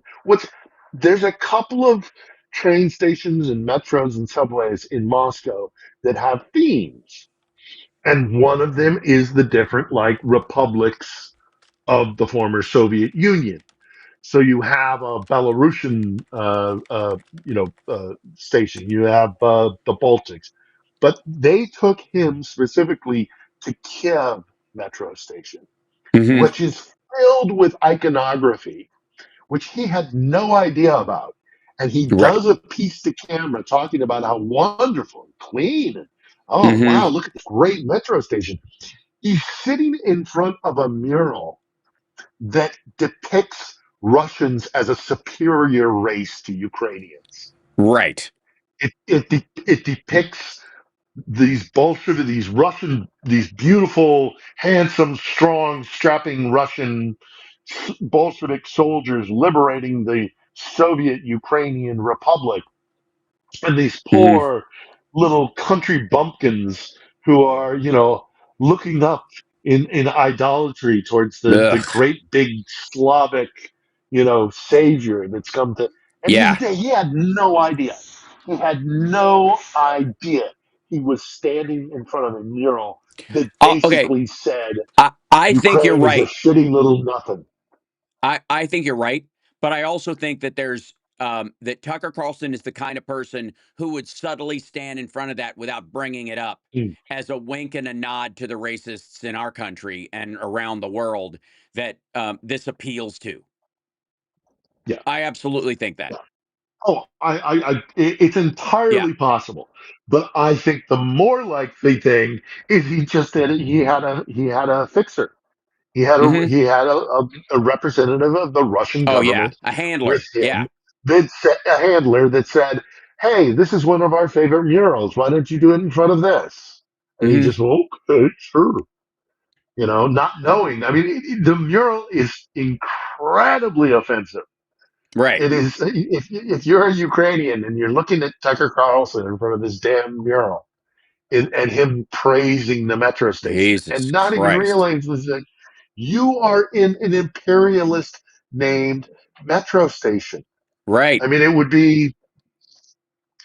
Well, I I'm mean, trying to think of an equivalency in the United States, but it there. would be literally like saying, like, well, yeah, I mean, okay, Native American, there are issues with the legacy of the American Indian, American I'll go. I Native think you could go. Americans. I think you could go simpler with that. It's like standing in a museum for the Daughters of the Confederacy, specifically talking about how That if works. the South, this Alabama looks like shit, because people in New York won't let them just be awesome. That I mean, that's the equivalent. Like it's these mean Northerners that force them to lose their industry, right? Yeah, Because they took slavery away. But you're standing in the like you don't even bring that up. You go, if it wasn't for the North and all these elites in New England stealing all the money and blah blah blah, Alabama and all these places would be flourishing because they had an industry. They were doing awesome. They had a great business model. That's what he's saying. Like it's yeah. it's fucking It's gross. gross. It's really gross. It's really, really gross. The ignorance of what's happening here and the Hmm. legacy that the centuries of history that is Yeah. culminated in this fight. The fact that our media has not done a better job explaining this to the Hmm. American public, and that this is exactly analogous to the Hmm. 13 colonies or Right. to the Irish fight for independence, which we supported, and which is seen retrospectively in the United States as a good thing. You know, uh, Hmm. it's Yeah. this But is a war of imperialism. These guys are hmm. trying to colonize and destroy Ukrainian identity. And the Right. fact that we have not explained this properly to our populations is Yeah. is on us. And I Yep. mean, it's why I created On the Edge, but I shouldn't be the one doing this. This Hmm. shouldn't be my money. I mean, Hmm. I'm happy to do it. I will drain every bank account. I will sell off everything in my portfolio. I will sell off all of my assets. I don't give a damn. This is bigger than me. Hmm. All right. It's bigger than any of us. And we're not properly explaining that. And the fact that Davos is being overwhelmed by the charade that is Donald Trump and Greenland Right. instead of talking about what they should be talking about, which is this Right. place. It's Yeah. Trump. all part of the same thing, and we are losing the information war. And We got to do something about that. really I important. We completely got to do agree. something. By the way, subscribe to On the Edge, new shows as soon as they are able to, but watch the old shows because they're just as relevant. If you haven't seen them yet, share them. You can also, do you have it set up so that people can clip pieces of them as well on your shows? Because I know that's an option on YouTube that you can clip Old things. dog new tricks, but I'll look into it. Great, great. But yeah, But go look out the old stuff. We are going to get back on the air one way, come hell or high water. We are going to get back. I right. don't know how we're going to do it. This city, I can't stress enough. This city is in pain. There Yeah. is a crisis happening here, Yeah. and just surviving is the priority right now. But we are going to get the show back up and running. We're going to get guests. We are going to keep trying to. The narrative needs to come from Kiev, not from Moscow. And if if our media isn't going to contribute to at least hearing from Ukrainian voices, Yeah. then it'll have to fall to independent people like me and a handful of others who are here, and that is a disgrace. So Yeah. And those of us over here who are bringing them as best we can. And so people who are watching the show, like, subscribe to my channel as well. Help us get to 100,000. It will. You want to. Everybody who's screaming that we should impeach Trump again, or we should get people. I've been saying, like, call our representatives and all that kind of stuff. That's true, but it won't be effective until we have the numbers. Until we have control of the House and the Senate, it's all academic at this point, and he will have runaway power to try and do nearly everything that he wants, even if it's just slow rolling our response, which is enough to give Russia a toehold in a bunch of different arenas, not just in Ukraine, but in our country as well. So, and the same thing applies to shows like mine and shows like Phil's and our dear friends like Boston Brian and others. We got to get our numbers up because we're competing with, bot laced channels with millions of fake views.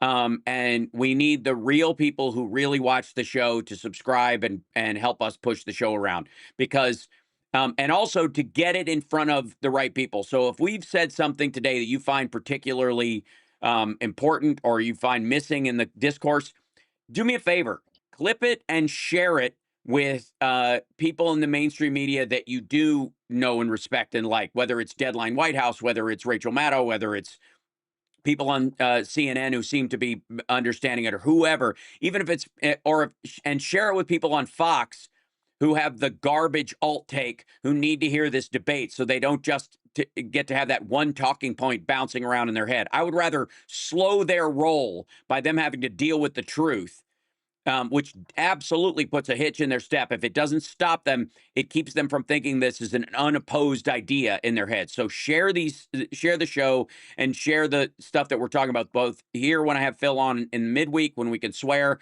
and on Saturday on the radio show at the House Parks radio program, Mega Worldwide. Share those episodes, please, and clips of those things. You're able to clip them from YouTube and from Twitch. If you're not subscribed on either of those places, I recommend doing that so that you can grab clips and share those around if there's a specific point you want to address, even if it's just your own super chat being shown or your own, when we grab some questions and that kind of stuff.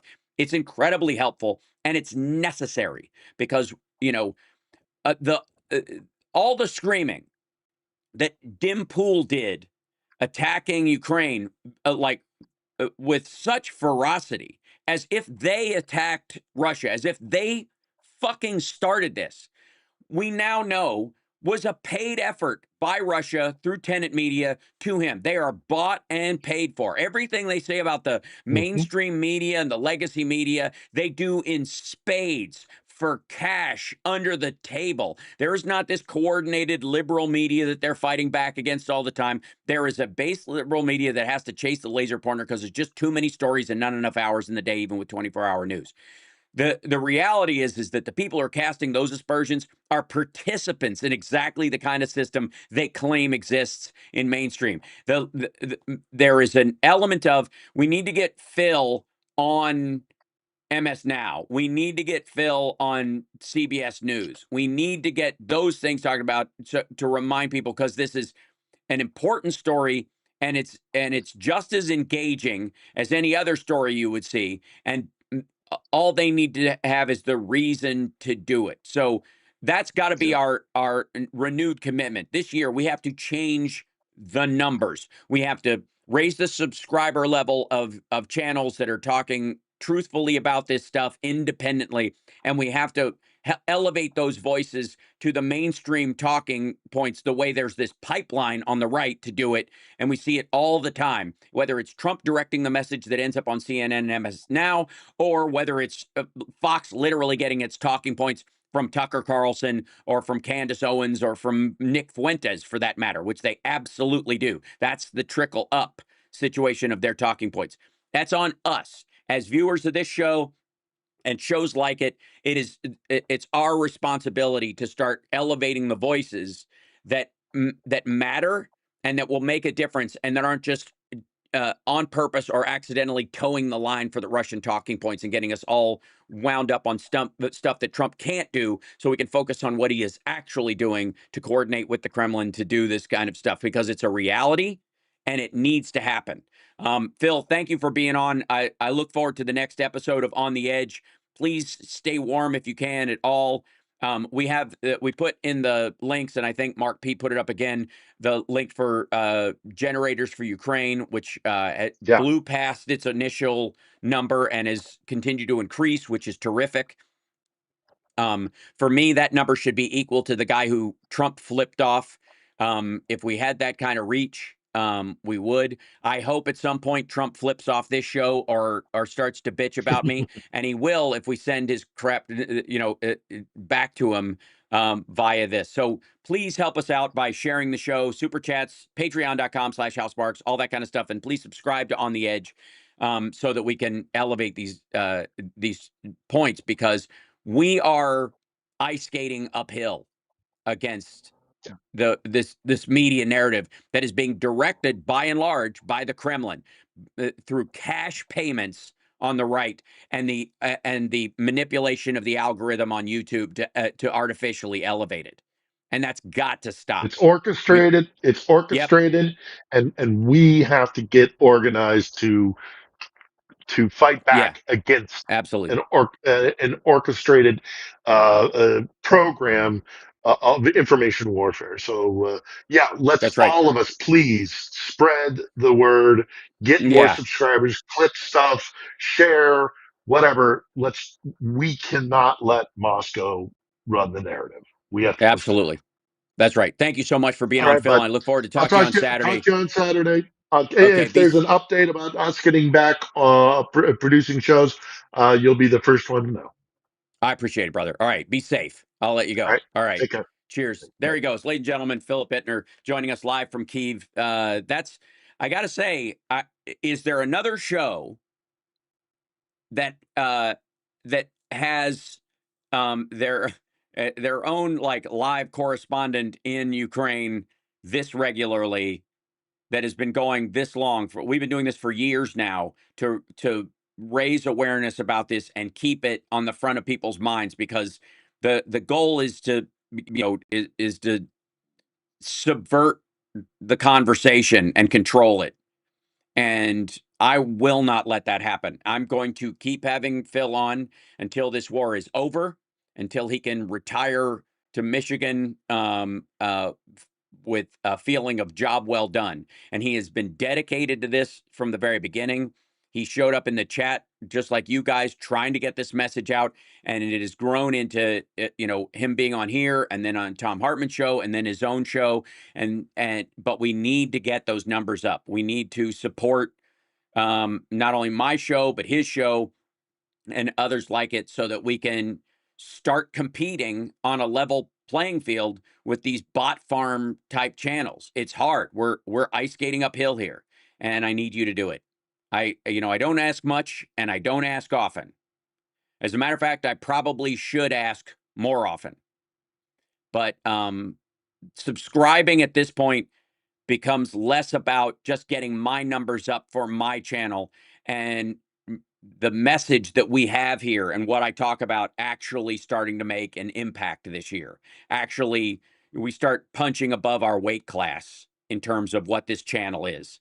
So uh, I know people talk about how much and you know how I feel about the languages that we need fighters and all this kind of stuff, and that people need to get into the streets. But one of the easiest things you can do is subscribe or become a Patreon supporter or all that kind of stuff. And I hate asking for that kind of stuff, but it is the difference between me being able to confront the people that we talk about on the show or just continue to, react. And I don't want to do that. I want to start getting on the leveling the playing field, and I need you to do it.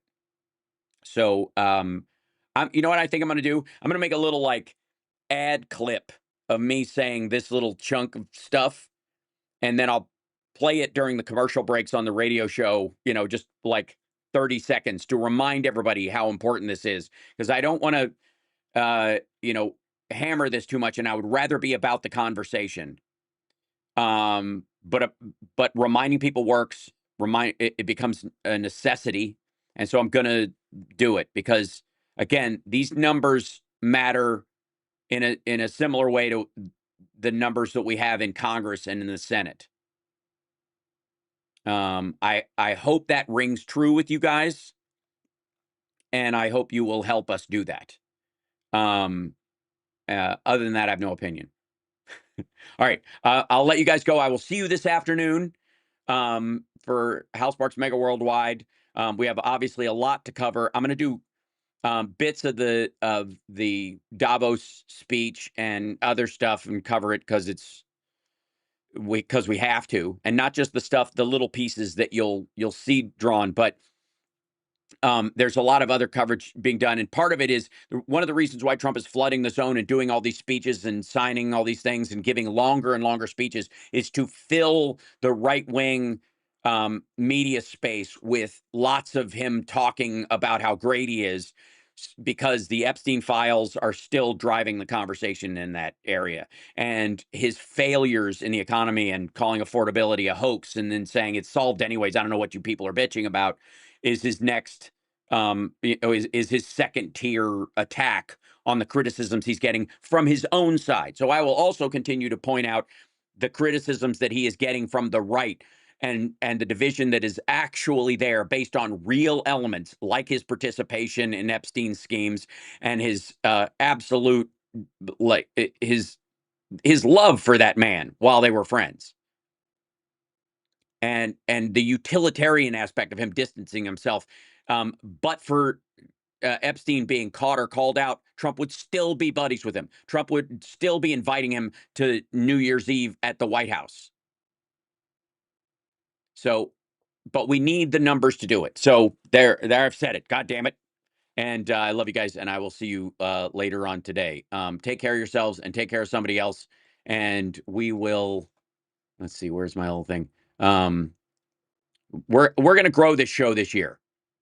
We're going to grow this show. We need to double my numbers by June. That's got to be our goal. Okay. That's my goal for this year. We're going to double my subscription numbers by June on all platforms. I want to double them by June. So it's asking a lot. But until I do, people are not going to pay attention to the criticisms that I make or the points that I point out in certain tiers of the interwebs. So know that. And so if I get a little more forceful with promotions this year, I don't have commercials. I don't have sponsors. I don't have secondary money coming in that makes this show happen. That's it. This show is a self-perpetuating machine. That's it. I'm not going to do ads. I refuse to do it. And this show will, will stand on its own 2 feet. And that will be in large part thanks to you guys. So hit the like, share the show, share clips from it on your socials, that kind of stuff. Anything you can do, and know that I greatly appreciate it, and that you're doing some good work by doing it. And I'll keep at it. I'll do. You guys know I have done this show for free, and I would continue to do it. But if we're gonna make it have an impact, it's got to grow. It's just the reality of the circumstance we're in. So share the show. Appreciate it. That's it. I've said my piece.